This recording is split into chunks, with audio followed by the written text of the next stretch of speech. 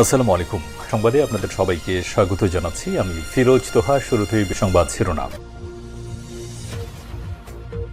বাংলাদেশের সর্বশেষ গুরুত্বপূর্ণ আপডেট সংবাদে আপনাকে স্বাগত। শুরুতেই সংবাদ শিরোনাম, পরে বিস্তারিত।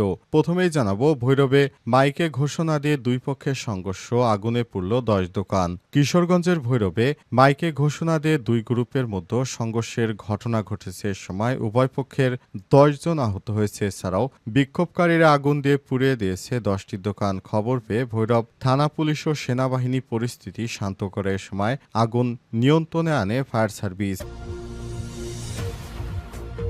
এরপর জানাবো, রামপুরায় কার্নিশে ঝুলে থাকা যুবককে গুলি। ডিএমপির সাবেক কমিশনার হাবিবুর সহ 4 জনকে ট্রাইব্যুনালে হাজির হতে পত্রিকায় বিজ্ঞপ্তির নির্দেশ।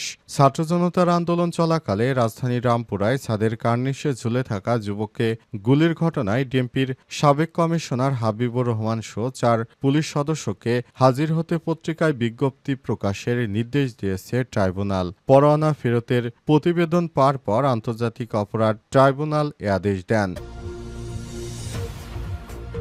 এদিকে রোহিঙ্গাদের সমস্যা সমাধানে 7 দফা প্রস্তাব ঘোষণা ডক্টর ইউনূসের। রোহিঙ্গাদের জাতিগত নির্মূলে ভয়াবহ পরিকল্পনা বাস্তবায়ন থেকে সশস্ত্র ঘাতকদের থামানো আমাদের নৈতিক দায়িত্ব বলে মনে করছেন প্রধান উপদেষ্টা অধ্যাপক ডক্টর মোহাম্মদ ইউনূস। কক্সবাজারে রোহিঙ্গা বিষয়ক অংশীজন সংলাপে প্রধান অতিথির বক্তব্যে তিনি এই মন্তব্য করেছেন।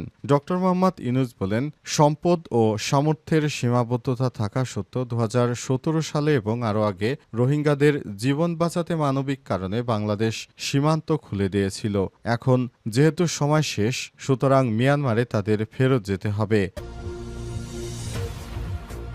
এদিকে বাংলাদেশ পাকিস্তানের সম্পর্ক কি নিয়ে ভাবছে বিএনপি, জানালেন শামা ওবায়েদ। বাংলাদেশের অভ্যন্তরীণ বিষয় যেন কোনো দেশ হস্তক্ষেপ করতে না পারে, এই নীতিতে সম্পর্ক গড়তে চায় বিএনপি। পাকিস্তানের সঙ্গে ভবিষ্যৎ সম্পর্ক কেমন হতে যাচ্ছে এ নিয়ে কথা বলেছে দলটির আন্তর্জাতিক বিষয়ক কমিটির সম্পাদক শামা ওবায়েদ। চ্যানেল 24-কে তিনি বলেছেন, সার্ক ইস্যুতে দুই পক্ষই নতুন করে কাজ করবে, যা আগামীতে এই অঞ্চলে কার্যকর ভূমিকা রাখবে।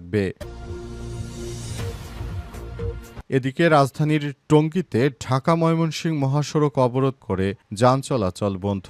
রাজধানীর টঙ্গী এলাকায় বেইলি ব্রিজ নির্মাণ ও সড়ক সংস্কার সহ 10 থেকে 12 দফা দাবিতে টঙ্গীতে ঢাকা ময়মনসিংহ মহাসড়ক অবরোধ করে বিক্ষোভ করছেন ব্যবসায়ীরা। এতে মহাসড়কে যান চলাচল বন্ধ হয়ে গেছে, এতে দুর্ভোগে পড়েছে যাত্রীরা।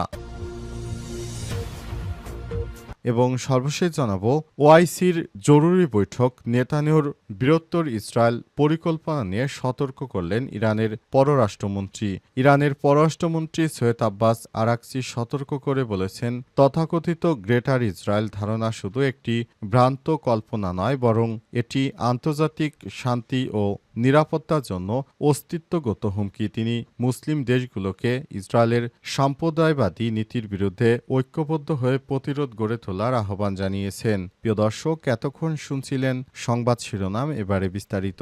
তবে তার আগে বন্ধুরা, অনুরোধ থাকবে এই সংবাদটিতে একটি লাইক দিন। এই চ্যানেলে আপনি নতুন হয়ে থাকলে আমাদের সংবাদটি দেখতে দেখতে চ্যানেলটি সাবস্ক্রাইব করে রাখুন। কমেন্ট করে বন্ধুরা আপনার মূল্যবান মতামত জানিয়ে দিন আপনি বিশ্বের কোন দেশ থেকে বা বাংলাদেশের কোন স্থান থেকে আমাদের সংবাদটি দেখছেন এবং শুনছেন। আর বন্ধুরা, এই সংবাদটি আপনার সোশ্যাল মিডিয়া ফেসবুকে শেয়ার করে বন্ধুদেরও দেখার সুযোগ করে দিন। গাজা যুদ্ধে আপনি যদি নিরীহ ফিলিস্তিনিদের ভালোবেসে থাকেন, কমেন্টে ইয়েস লিখে বিশ্ববাসীকে জানিয়ে দিন। এবারে বিস্তারিত।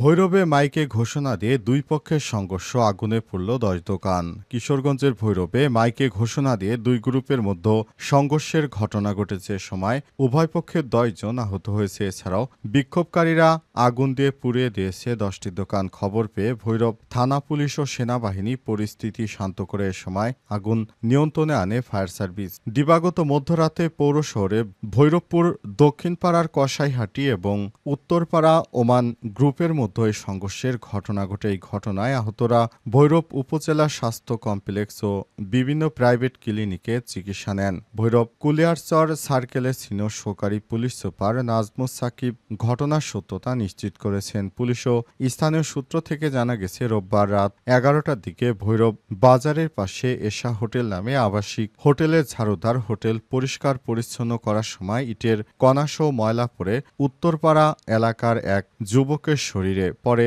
ঝাড়ুদার ও হোটেল ম্যানেজারের সঙ্গে ওই যুবকের বাকবিতণ্ডা হয়। বিষয়টি তখনই সংঘর্ষের রূপ নেয়। রাত 12টায় বাজারে সংঘর্ষটি ভৈরবপুর উত্তরপাড়া ওমান গ্রুপ ও দক্ষিণপাড়া কসাইহাটির মধ্যে ছড়িয়ে পড়ে। উত্তরপাড়ার মনমরা ব্রিজ সংলগ্ন এলাকায় ঘণ্টাব্যাপী চলে এই সংঘর্ষ। উভয় পক্ষে যুবকদের মধ্যে ধাওয়া পাল্টা ধাওয়ার ঘটনা ঘটে। সংঘর্ষে কয়েকটি ককটেল বিস্ফোরণের ঘটনা ঘটে। এতে উভয় পক্ষের 10 জন আহত হন। এ সময় রাস্তার পাশে থাকা প্রায় 10টি দোকানে আগুন ধরিয়ে দিয়ে পুড়িয়ে দেওয়া হয়। এশা হোটেল ম্যানেজার মহিউদ্দিন জানান, হোটেল ঝাড়ু দিতে গিয়ে ময়লা ছিটকে পড়েছে, তবে ওই যুবকের শরীরে পড়েনি। তবুও সে দলবল নিয়ে এসে হোটেলে হামলা চালিয়েছে, হোটেল ভাঙচুর করে। আমি প্রাণে বেঁচে গেলেও আহত হয়েছি বলেও জানান তিনি। রামপুরায় কার্নিশে ঝুলে থাকা অবস্থায় গুলি, ডিএমপির সাবেক কমিশনার হাবিবুর রহমান সহ 4 জনকে ট্রাইব্যুনালে হাজির হতে পত্রিকায় বিজ্ঞপ্তি প্রকাশের নির্দেশ।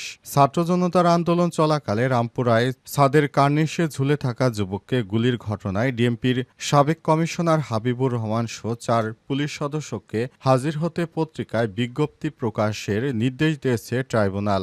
আজ পরোয়ানা ফেরতের প্রতিবেদন পাওয়ার পর আন্তর্জাতিক অপরাধ ট্রাইব্যুনাল এ আদেশ দেন। এদিকে জুলাই আগস্টে মানবতা বিরোধী অপরাধের মামলায় ট্রাইব্যুনালের সাবেক প্রধানমন্ত্রী শেখ হাসিনা ও সাবেক স্বরাষ্ট্রমন্ত্রী আসাদুজ্জামান খান কামাল সহ 3 জনের বিরুদ্ধে 8ম দিনের সাক্ষ্য গ্রহণ চলছে। ইতিমধ্যেই ট্রাইব্যুনালে সাক্ষ্য দিয়েছে জাতীয় চক্ষু বিজ্ঞান ইনস্টিটিউট ও হাসপাতালের পরিচালক খায়ের আহমেদ চৌধুরী। এ সময় তিনি জুলাই আন্দোলনে চক্ষু বিজ্ঞানে চোখ হারানোদের চিকিৎসার বিষয় তুলে ধরেন। আজ বিচারপতি মোহাম্মদ গোলাম মর্তুজা মজুমদারের নেতৃত্বাধীন আন্তর্জাতিক অপরাধ ট্রাইব্যুনাল এই সাক্ষ্য গ্রহণ শুরু হয়। আলোচিত এই মামলায় 8ম দিনের সাক্ষ্য গ্রহণ উপলক্ষে এদিন সকালে ট্রাইব্যুনালে হাজির করা হয় আসামি থেকে রাজসাক্ষী হওয়া সাবেক পুলিশ পরিদর্শক আইজিপি চৌধুরী আব্দুল আল মামুনকে। অন্যদিকে জুলাই আন্দোলনের সময় ফার্মগেটে শহীদ নাফিস সহ 3 জনকে হত্যার মামলায় শচীন মল্লিক নামে একজনকে গ্রেপ্তার করা হয়েছে। আগামী বৃহস্পতিবার 28 আগস্ট তাকে ট্রাইব্যুনালে হাজির করার নির্দেশ দিয়েছে আন্তর্জাতিক অপরাধ ট্রাইব্যুনাল। রোহিঙ্গাদের সমস্যা সমাধানে 7 দফা প্রস্তাব ঘোষণা ড. ইউনূসের। রোহিঙ্গাদের জাতিগত নির্মূলে ভয়াবহ পরিকল্পনা বাস্তবায়ন থেকে সশস্ত্র ঘাতকদের থামানো আমাদের নৈতিক দায়িত্ব বলে মন্তব্য করেছেন প্রধান উপদেষ্টা অধ্যাপক ড. মোহাম্মদ ইউনূস। সোমবার কক্সবাজারে রোহিঙ্গা বিষয়ক অংশীজন সংলাপে প্রধান বক্তব্যে তিনি এই মন্তব্য করেছেন। ড. ইউনূস বলেন, সম্পদ ও সামর্থ্যের সীমাবদ্ধতা থাকা সত্ত্বেও 2017 সাল এবং তারও আগে রোহিঙ্গাদের জীবন বাঁচাতে মানবিক কারণে বাংলাদেশ সীমান্ত খুলে দিয়েছিল। রোহিঙ্গা সংকট সমাধানে আন্তর্জাতিক উদ্যোগের আহ্বান জানিয়ে প্রধান উপদেষ্টা বলেন, মিয়ানমার সরকার ও আরাকান আর্মিকে নিশ্চিত করতে হবে যাতে কোনো রোহিঙ্গার বাংলাদেশে প্রবেশ করতে না পারে। রোহিঙ্গাদের মর্যাদাপূর্ণ প্রত্যাবর্তনের অবদান রাখার সংকল্প ঘোষণা করে ন্যায় বিচার ও জবাবদিহি নিশ্চিতে 7 দফা প্রস্তাব দেন ড. ইউনূস। তিনি আরও বলেন, সমস্যা মিয়ানমারের সৃষ্টি, সমাধানও সেখানেই হতে হবে। প্রধান উপদেষ্টা আরও বলেন, দেশ এখন স্থিতিশীল আছে, জাতীয় নির্বাচনের প্রস্তুতি চলছে। অন্তর্বর্তীকালীন সরকারের প্রধান উপদেষ্টা প্রফেসর ড.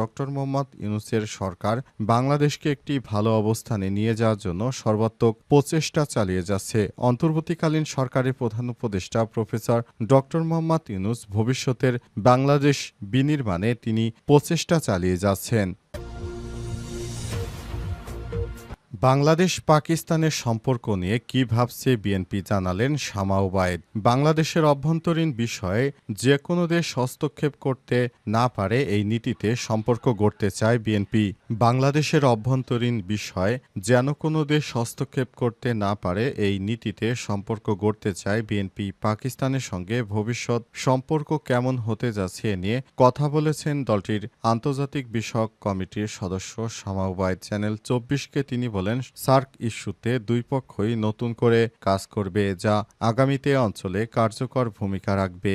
দক্ষিণ এশিয়ায় বরাবরই সংবেদনশীলতার মধ্য দিয়ে গেছে বাংলাদেশ এবং পাকিস্তানের মধ্যকার সম্পর্ক, যা গত ১৫ বছরে তলানিতে ঠেকেছে। আওয়ামী লীগ সরকারের পতনের পর থেকে ঢাকা ইসলামাবাদের বিনিময়ে ঝিমিয়ে পড়া সেই সম্পর্ক সতেজ হওয়ার ইঙ্গিত পাওয়া যাচ্ছে। বাংলাদেশ পাকিস্তান সম্পর্ক নিয়ে দেশের অন্যতম বৃহৎ রাজনৈতিক দল বিএনপির ভাবনা কি এ বিষয়ে দলটির আন্তর্জাতিক বিষয়ক কমিটির সদস্য শামা ওবায়েদ জানিয়েছেন, বাংলাদেশের অভ্যন্তরীণ বিষয়ে যেন কেউ হস্তক্ষেপ না করে এই নীতিতে সম্পর্ক গড়তে চায় বিএনপি, সেটি যে দেশই হোক। শামা ওবায়েদ আরও বলেন, পাকিস্তান সামনের দিকে এগিয়ে যাওয়ার রাজনীতি করতে চায়। এগিয়ে যাওয়ার জন্য বাংলাদেশের সঙ্গে কূটনীতি করতে চায় দেশটি। নিজেদের স্বার্থ সুরক্ষিত রাখা এবং কেউ যেন বাংলাদেশের অভ্যন্তরীণ ব্যাপারে হস্তক্ষেপ না করে এবং আমরাও অন্য কোনো দেশের অভ্যন্তরীণ বিষয়ে হস্তক্ষেপ করব না, এই নীতিতে সব দেশের সঙ্গে সম্পর্ক রাখতে বিশ্বাসী বিএনপি বলে মন্তব্য করেছেন বিএনপির আন্তর্জাতিক বিষয়ক সম্পাদক শামা ওবায়েদ ইসলাম।